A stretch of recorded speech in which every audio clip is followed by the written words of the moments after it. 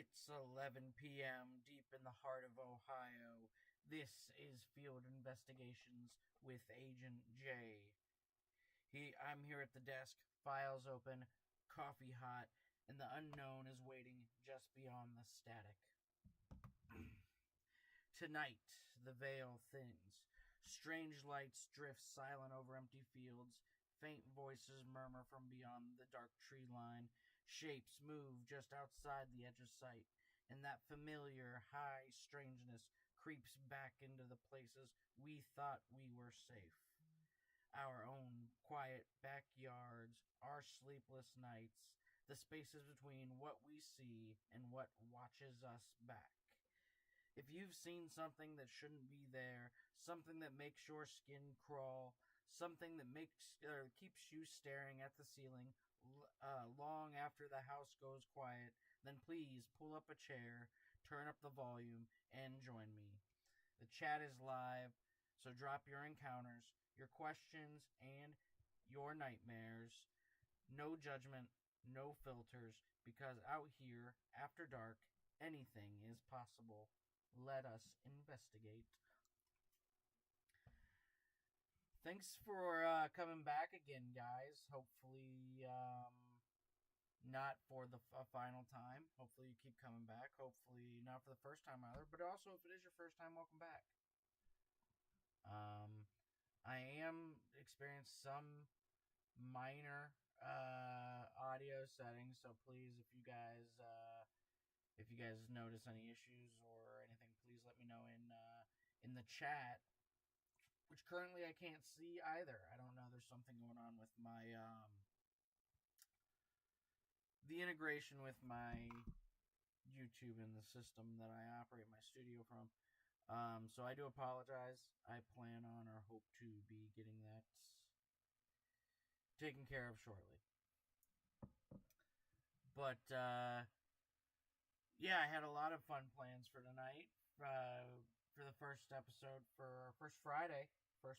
Woo! Not only for us, but for the show as well. So it's a good place to be, I think.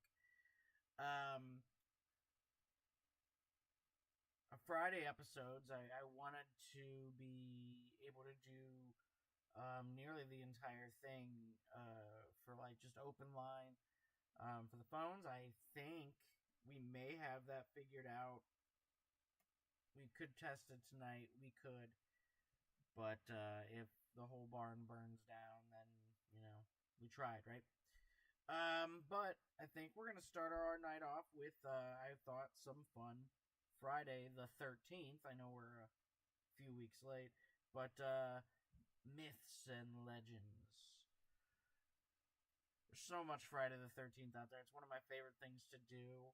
I often pondered taking off work for it, so that I can sit on my couch and watch it on like TBS all day, commercials and all,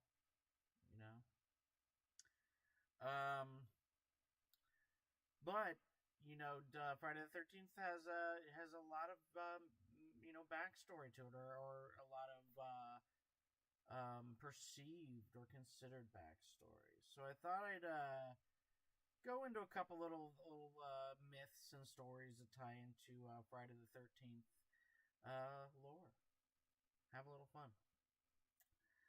We're going to start with the number 13, which, there's 100 of these out there. You can find them everywhere. So I picked, honestly, just my favorite one, which was this, starting with Norse mythology. So in Norse mythology, it is told that there were 12 gods that feasted in Valhalla. And that dastardly Loki crashed the whole thing and became the uninvited 13th guest. This is where he tricked Hodor into killing Balder, plunging the world into darkness and chaos, otherwise known as Ragnarok. And that's where it first got dragged into the whole bringer of misfortune, the disrupting the perfect 12, like the 12 months or the 12 zodiac signs, the 12 apostles, Uh, could be, could be. I just think that's a fun one. I think there's a book that was in by an artist that I don't know full name, or an author that I don't know full name, strictly because he's slightly nefarious these days. But yeah, so it was a good book, and that story was in it recently. So when I decided to do this, it occurred to me that maybe that's one many not might not have heard. So, uh, but there's all kinds of look them up. There's some good videos out there. I know I seem to say this every video I do, where I say, "Oh well, I could do a whole video on that." I don't plan on doing long form content. Um, I might put some out on my channel, but I don't know if I will do it necessarily. But this would be a fun one, wouldn't it? Friday the 13th, or I'm sorry, Friday, part of the Friday the 13th, ties back to again, biblical bad days. Of course, the one we just went through, and we just had, um,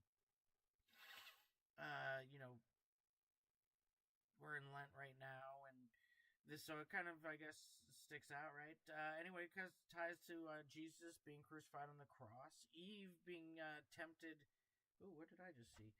Uh, that Eve tempted Adam with the apple. Does anybody know of that being true? I was raised Catholic, and never in my life did they say, yeah, they were out partying on a Friday, and you know, Eve just happened to go, hey Adam, try these apple teenies out, dude. But hey, that's an interesting one.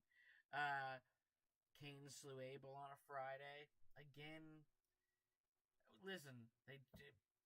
God goes through the days of the week to build the dang thing, right? So I guess they exist to some degree, whether it was called Friday. But these are all just this is a kooky. You can Google this, and I literally went to, because it populates 100 of the most popular ones, which didn't seem fun for this. And then there just was like a bunch of goofy ones. I'm like, please give me everything. Obviously the one Jesus one being crucified on the Friday, I don't want to say is goofy.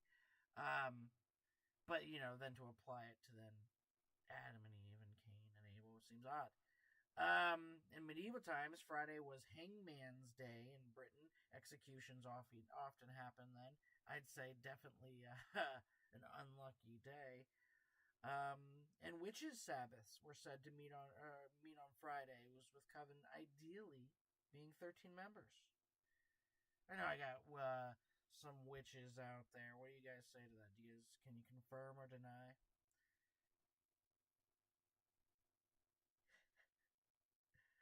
Laura, thanks for checking in. Thank you so much. Jen, thank you for checking in with the quality. And yeah, Baptist either, right? I didn't think that was a thing. I didn't think you guys had a calendar on which bad biblical things happen, like the day those things occurred. Lexi in there with dropping Loki. Yeah, the son of a gun. Always popping in there and cutting people's hands off and stuff, and just goofiness. So you put them back together. You got Friday the 13th. While the superstition itself isn't ancient, it was really became popularized in the 19th century. First clear references seem to be popping up around the 1800s in France. Stories of before, mainly just like random stories where they're like, oh, they like talks about obituaries being long on days like that. It's just goofy stuff. Um, but the biggest legend of them is that it tracks back to 1307 with King Philip of France, who ordered the mass arrest of the Knights Templar, wealthy, powerful order. Hundreds seized, tortured, executed over heresy claims. Many died horribly. The Grand Master cursed the king and pope from the pyre. Both died soon after. Some say this Templar curse sealed Friday the 13th as a curse. Note, historians debate direct causation. But the Erie's cool. Or the timing's eerie. Backwards. Little sip of tea. What do you guys think of that, though? That's, Friday the 13th's always been an interesting... the show, there was a show that they did back in the 80s, or maybe 90s, that was actually just about... Like, it had the whole font for Friday the 13th and stuff. And it was even kind of pissed because it was by all those cats, but then it was just about like a guy, like a shop owner guy, who found like cursed objects that told stories and stuff. It was honestly, if you watch it without the umbrella, the idea of it being associated somehow to the franchise, it's not a stupid watch. It's a fun one. Kind of seems like a worse version of it was somewhere in the middle of like Tales from the Crypt and Are You Afraid of the Dark. There's a fine medium in there. And that's where the show is.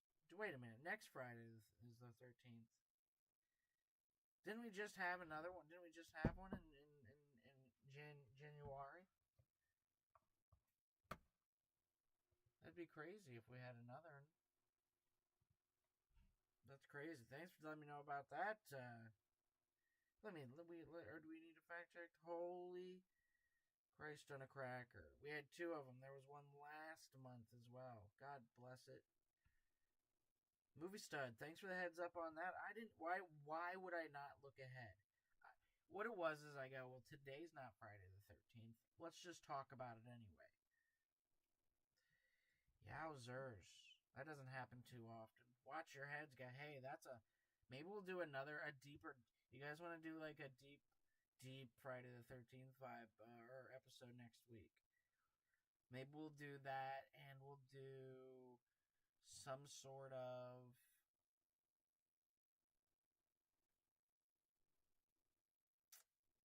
I don't know. I'll come up with something. It'll be fun.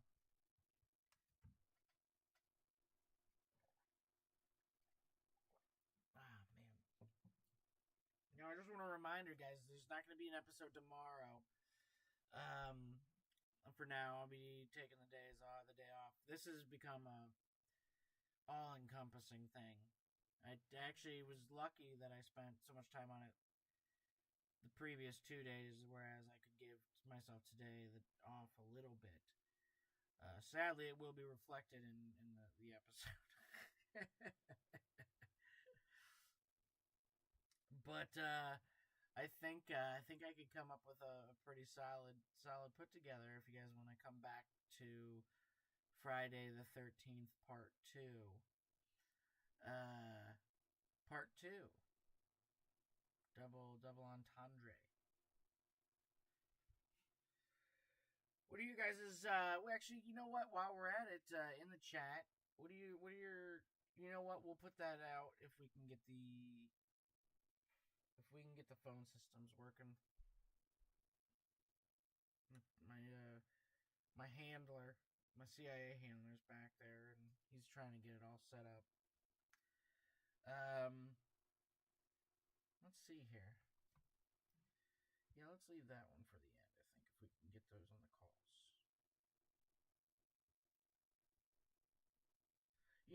There were a lot of, one of the things I actually was going to leave for if we did that episode for a future Friday episode was there were, mainly because my excitement for the phones, which has become a bust, I think, but sightings, UFO sightings on Friday the 13th, there is a correlation, seemingly. Interesting stuff. I'll get a whole list of those. I found one. I found a guy that did it on Reddit. I'm going through a process of I actually realized I need to get the show notes up for the other episodes still, but of citing certain people. This is live. I mean, I guess whatever, but still put with stuff so that you guys can go down it as well.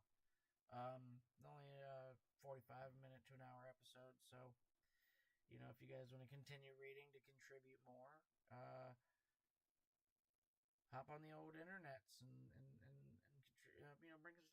It's funny, the show, basing this on kind of like a '90s vibe show, and this idea of like people just calling to talk and learning from each other. It's odd because we can all just learn the same stuff very quickly, very fast. But hey, we're gonna give it a try anyway. What other unlucky dates are there? I think like June 6th is supposed to be one, but is it only when it's a year that ends in a 6? Like, is this year one? June 6th, 26th? I don't know. I don't think that applies. I think people try to make it apply. There was a series of films. Well, actually, on that note, in 2006, the Omen remake came out. And it came out on the 6th. So it was 6606, but it was pretty cool advertisement. I think I have a poster of that out in a box about 6 feet from me right now. I'll have to dig through. But there was all these other films. I think for some reason I want to say Darren Lynn Bousman, but I don't believe that's who started them. But it started with like 999, and there were all these cursed dates that led up to stuff. I've always meant to go give those a watch through. I see them all the time. I love those types of films. Those just bad horror. Right, June 6th is another one. I think, and then I guess whenever your in-laws are in town, right? I mean, I guess that's a bad day. That's just a joke. I love my in-laws. They don't listen to this. They wouldn't listen to this. But very cool things about those dates. Maybe, dang, why can't I find? I wanted to find out who directed those now, because those were interesting films. Or they always looked interesting. I think they might have skipped 999 though, because that might have been taken. That might have been taken by the. Yeah, I don't think it was. But I know for you 1111ers out there, darn it, we need to do an 1111 segment, I think. Since our show happens to go right through there. And we'll just make it so that if anybody happens to catch it. Oh no. They're not even coming up on IMDb. I don't know. That could be bad. Maybe they're that bad. Anyway.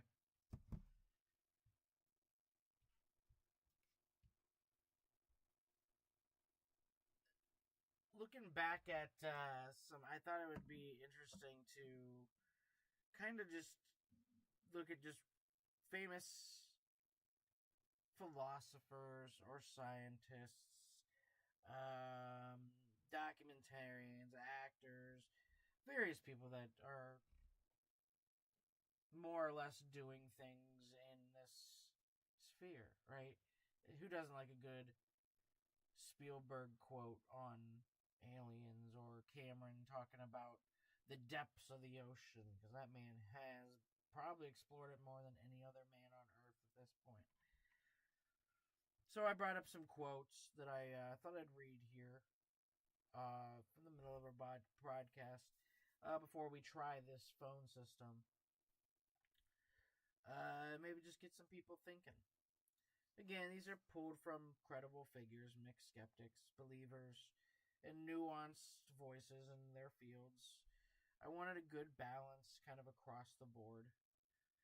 My favorite, who I started with, is Carl Sagan. He says, I'm frequently asked, do you believe there's extraterrestrial intelligence? It would be astonishing to me if there weren't extraterrestrial intelligence. But of course, there is, as yet, no compelling evidence for it.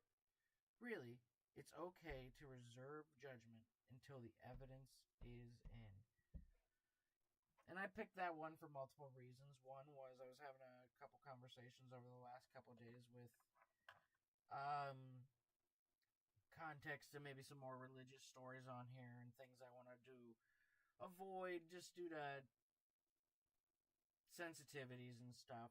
But I think this quote is interesting because I think it's one that applies and can be. And honestly, if you in most of Carl Sagan's quotes can be, he was a really pretty incredible dude. It can work for both. For you out there who are religious and who often feel times to um who feel like they don't fully believe, or who do without much evidence. It's okay to do so, and do it, and whether the evidence is in or not. And it's okay to reserve your vocal judgments until it is. You can have your beliefs. It's okay. You're always safe here to share those beliefs, though. Trust me, my friends. Trust me. Carl Sagan. Carl Sagan famously wrote Contact, which I was a big fan of. It was one of the things that got me into not only the science fiction genre, but the science fiction of life. I was a young lad at the time, and the movie really put me in a place that I started looking up more. All right, we got the next one from J. Allen Hynek, who was the former Project Blue Book advisor. He's the man that coined the phrase "close encounters." He evolved he evolved from skeptic to proponent, saying UFOs represent a yet unrecognized level of consciousness or phenomenon we do not fully understand, implying something profound beyond simple dismissal. Which, again, I think lends to all sorts of theories for all sorts of things, where at what point do things exist simply because we will them to, but we don't recognize that as an ability of our consciousness. A friend of mine last night was talking to me about a book he had read. He has sent it to me. I haven't obviously didn't get around to it in I guess now 24 hours. But about how in the universe there exists a pool of consciousness. It acts like a force in the universe almost.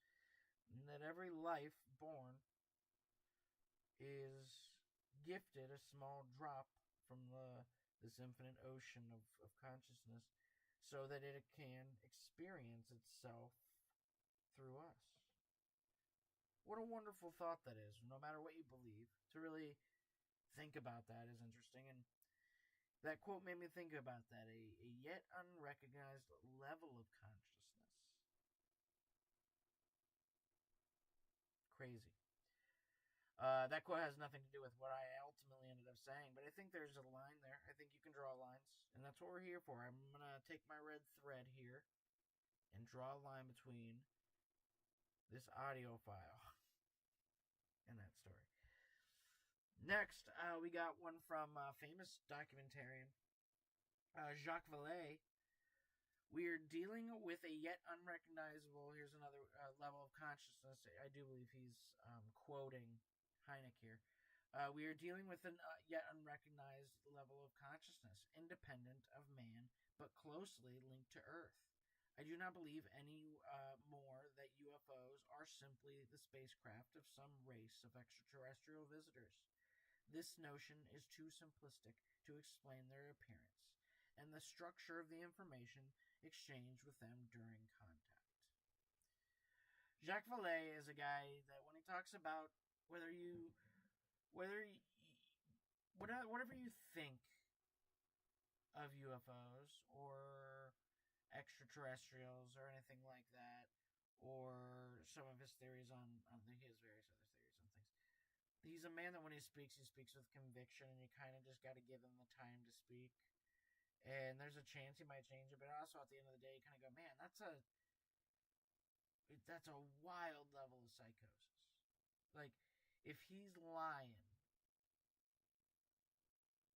why? You know? Oh my lord. But and I used to think this, and I know this is kind of where the UFO zeitgeist is now, with extra dimensional beings. How we got from, I mean, I know how we got here just through the, way that this narrative has evolved through our timeline. That somehow, maybe aliens aren't these things coming to probe us. Maybe they're something else from another reality, and they only look like this because that's how our brains comprehend them. And it's fine. That's fun. That's also scarier. That's scarier, guys. You know how I know this? You know how I know this is scarier? I'll tell you how I know this is scarier. Because I'm who I am, and you're here listening to me because of that. I'll tell you, I was watching X-Files earlier. I'm on season 6, and the episode with a character named Josh Exley, who's a black baseball player, and the old South is in the 50s, and there's a scene in that where when it opens with this episode opens with this. Like, you guys have to understand this. It's a baseball game in a cornfield, and it has the guy from Rent, and he played Flash's dad in Flash, but not real Flash's dad. Like, the Flash is not Flash's real dad. He was the guy that adopted him, Joe West. He was Joe West.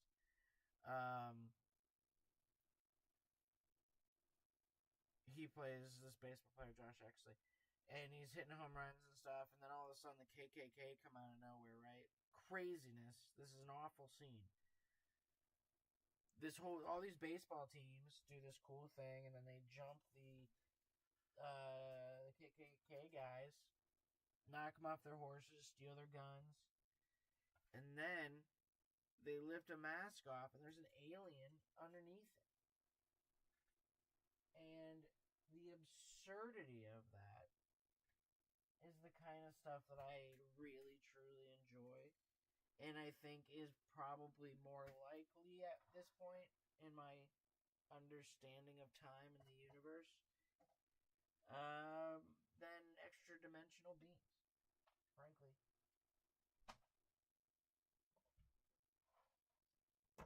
I lost something that I feel like might be dear to what my operation is here, and I found it. So we're good to go. We are good to go.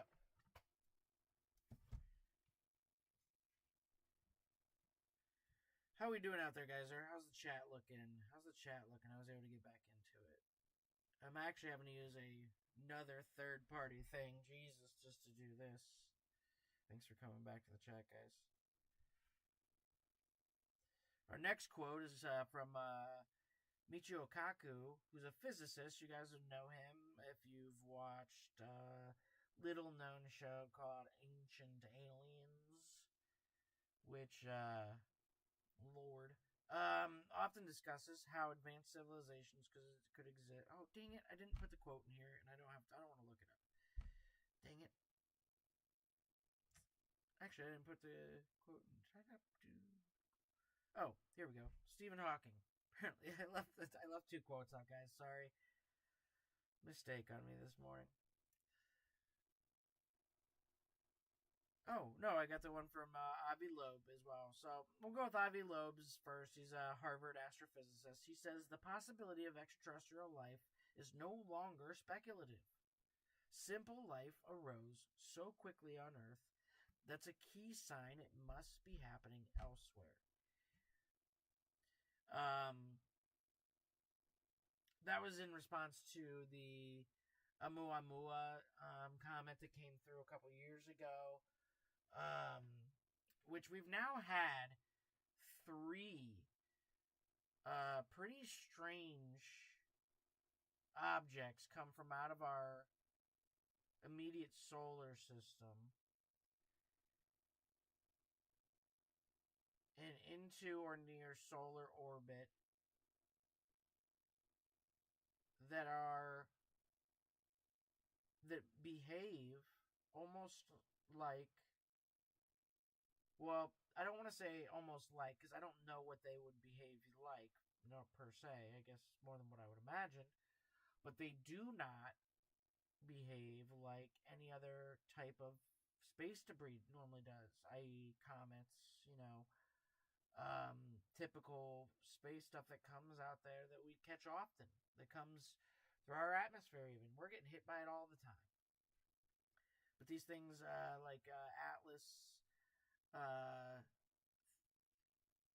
a couple months ago, 3-1 Atlas, that like stopped by the sun, just stopped.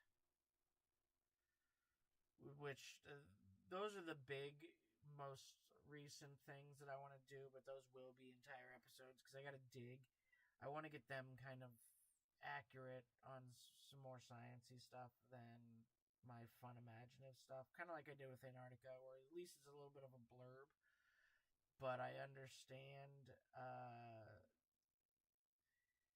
temperature and landmass size more than I understand the physics of how space debris pummels itself through space, you know. But I think those will be really interesting stories to tell. Stephen Hawking, ooh, for a little bit of a cautionary balance. If aliens visit us, the outcome would be much as when Columbus landed in America, which didn't turn out well for the Native Americans. What do we call them now? First Nation? Is that what they're? I don't know if they care even. We should be wary of answering back until we have developed a bit further. Dang. Which, I don't know. I mean, I think Stephen Hawking was humbled pretty at some points in his life. And maybe he just, certain parts of him stayed that way. So as not to test the universe any more than he had. But who knows? You know, the idea of that is so fresh to me, and to do a picture of that would be interesting. To get something of that, a visual of that would be interesting. If anybody out there ever see Apocalyptico, which was that Mel Gibson movie about 20 years ago, which is one of the wildest films you'll ever see. Frankly, I do genuinely believe that.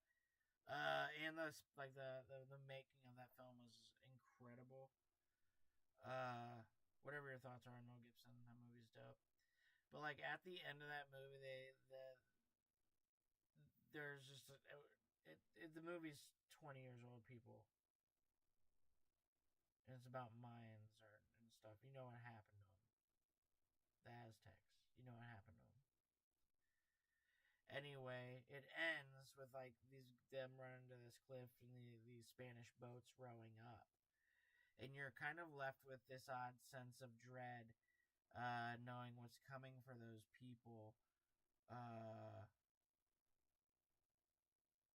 Man alive, to think of it to think of the alien, the extraterrestrial phenomenon from that scope is really terrifying.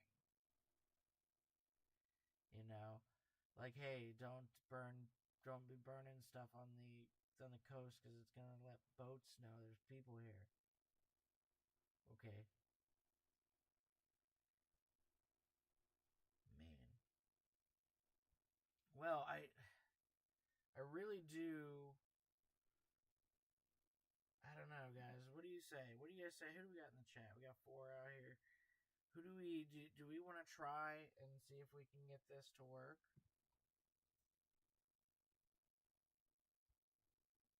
this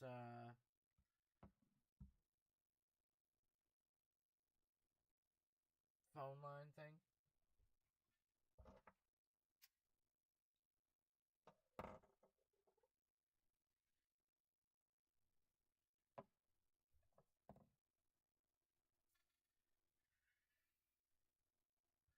What do you say? What do you say? Let's go to a quick little just transition break while I get this all set up and see if we can get this going.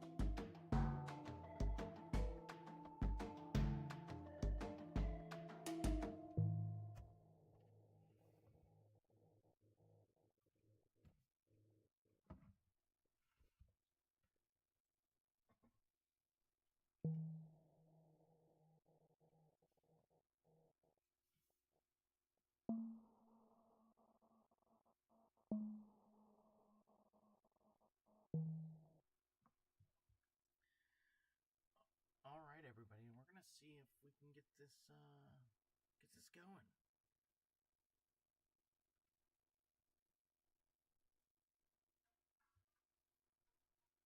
Can somebody in the chat there just let me know if everything's still sounding good? Give me a thumbs up.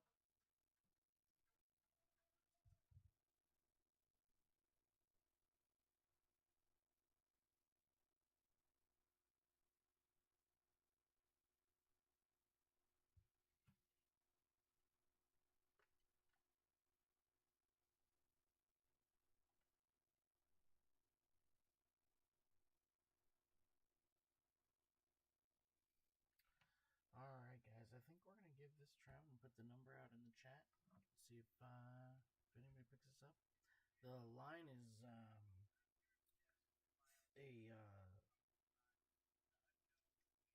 local line, so if you guys are out of state, please you'll have to dial 1. It's 330-649-7209. When you call in, make sure you turn your whatever you're listening to the show just down so we can't hear it. The number again is 330-649-7209. Let's see if anybody can call in.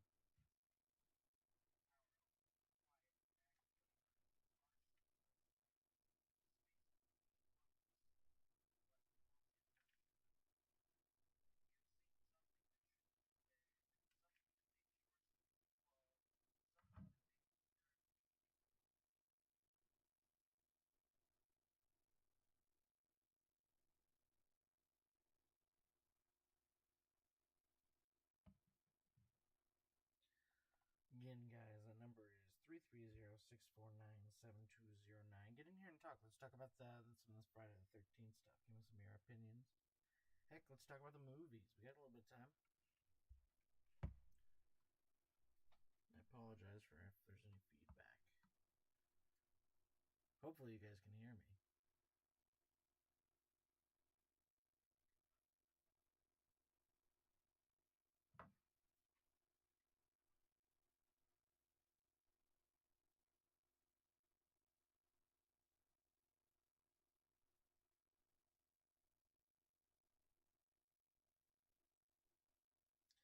Again, guys, why don't you, somebody give us a try and calling in here. It's 330-649-7209. Why don't you just drop in and tell me, if you've listened all week, what's your favorite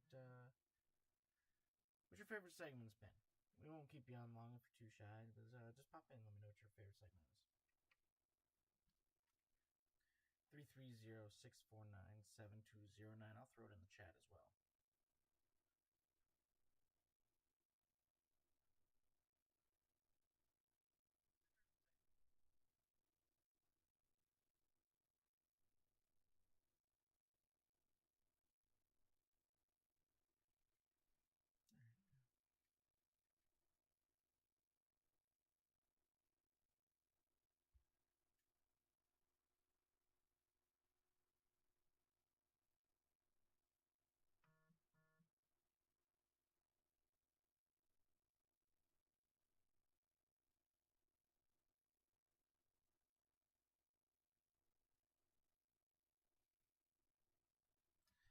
Well, that's called dead air, people. Give me just 1 second. I don't even know if this is where I'm actually getting some weird feedback on there.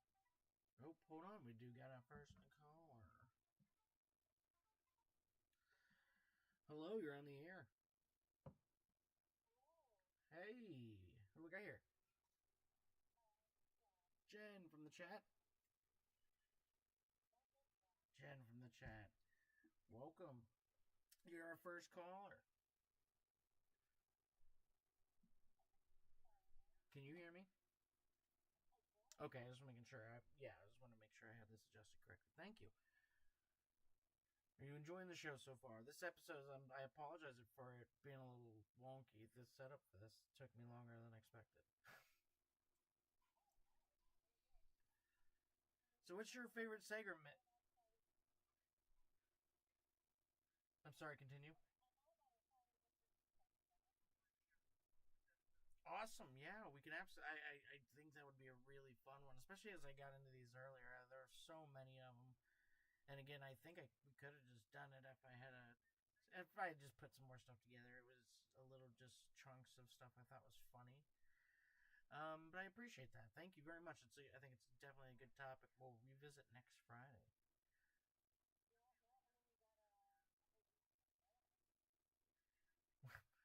Yeah, I do. You're right. Thank you very much. I appreciate you calling in.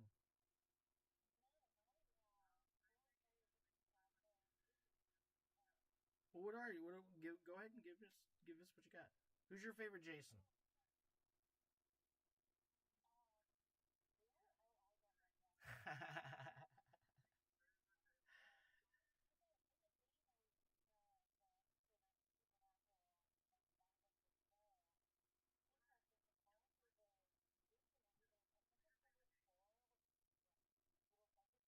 No, 7. Mm-hmm. Tina.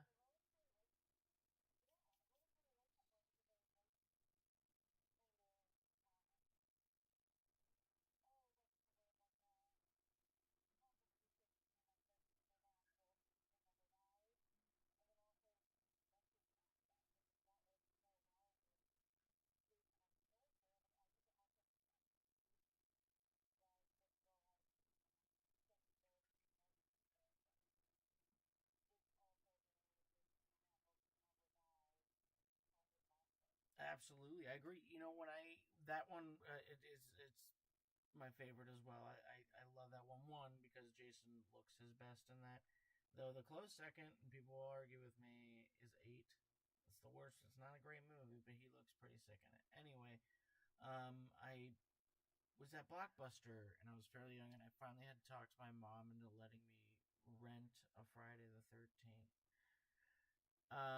I had seen a few like on TV, but I got her to let me rent one, and um, I was asking the guy at the counter. It was like my first conversation about horror with somebody, and he was telling me, he goes, "I think that was the first one where it was really fair. It just seemed really cool." And this was probably like 1999, 98. I mean, so the movie itself was probably only 10, 12 years old, but that movie blew my socks off. So yeah, it's a good one. That's a real good one.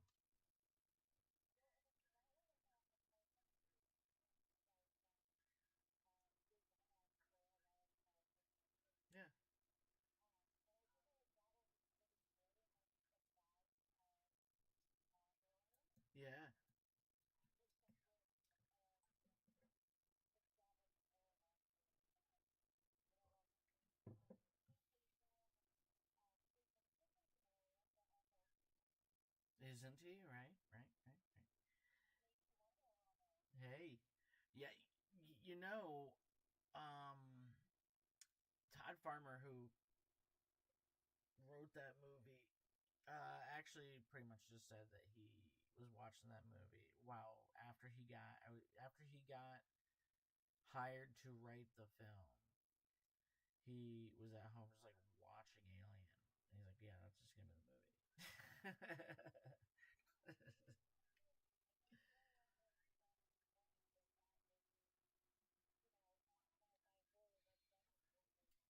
Yeah,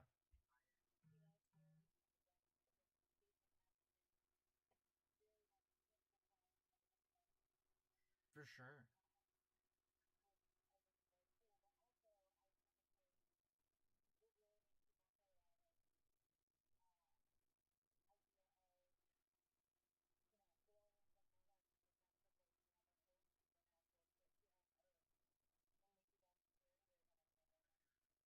Oh, right, yeah, the idea of like throwing Jason into space. Like honestly, if they should have went the route with aliens, because it's like, oh no, we got our own here, dude. You guys should stay out there.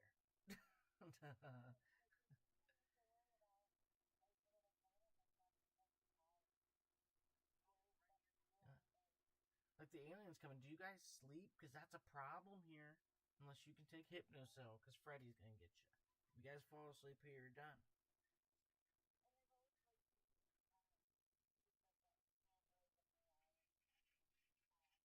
Oh yeah, yeah, yeah. With KM. Yeah.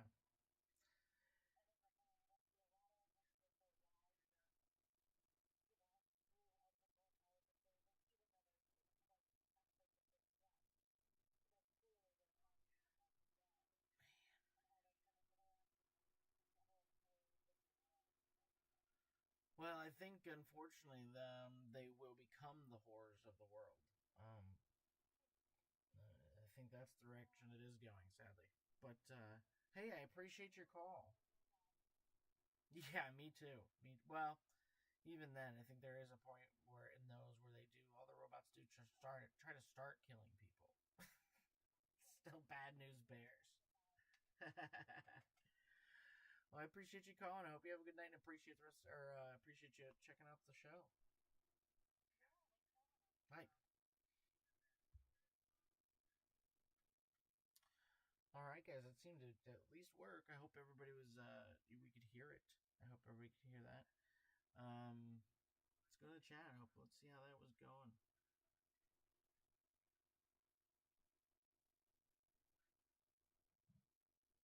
Anybody else out there? Get the lines open here for a couple more minutes.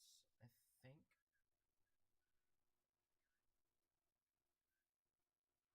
The number again, 330. Oops, I need to back out of these. 330-649-7209.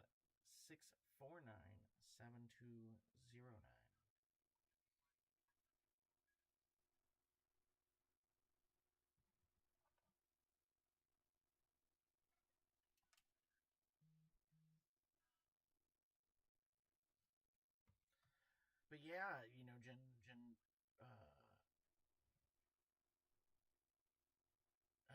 well, Jen's saying she can only hear, she's listening back and couldn't hear herself on that last call. Well, and that was my concern.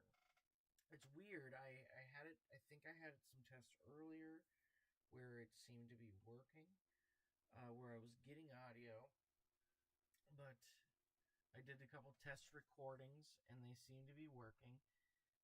But for some reason, this one is not now. So, you guys missed a fun conversation. Hopefully, maybe I'll pull the recording. I'll pull this down and just upload the recording of this episode. Because it should be on the recording track. It just doesn't pop up on the streaming track for some reason.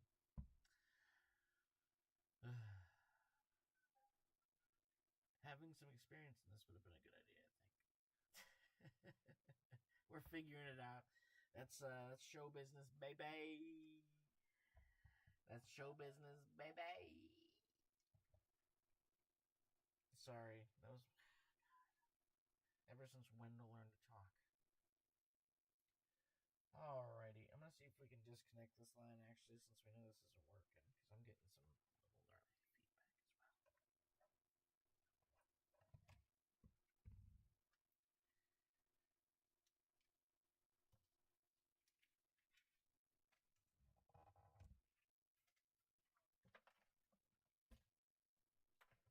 Alright, gang, I think we're back. Sorry about that.